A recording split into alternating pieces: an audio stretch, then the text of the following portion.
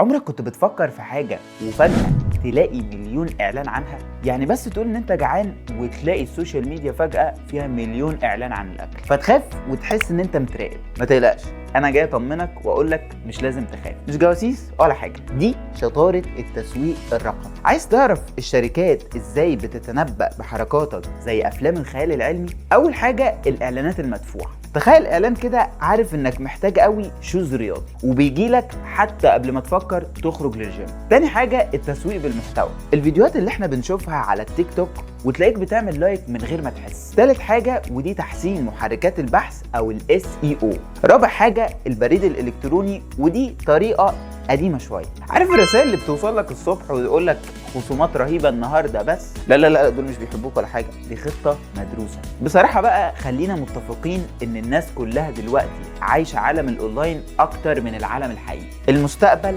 هنا ودي فرصتك. فلو انت بتحب التكنولوجيا وتعرف تلعبها صح، التسويق الرقمي هو مكانك. وكالعاده احنا هنا في بايونير هنساعدك تختار افضل الجامعات في ماليزيا علشان تبدا رحلتك. طبعا لو عجبكم الفيديو ما تنسوش تعملوا سبسكرايب للشانل بتاعتنا على اليوتيوب، فعلوا زر الجرس عشان يوصل لكم كل جديد عن الدراسه في ماليزيا.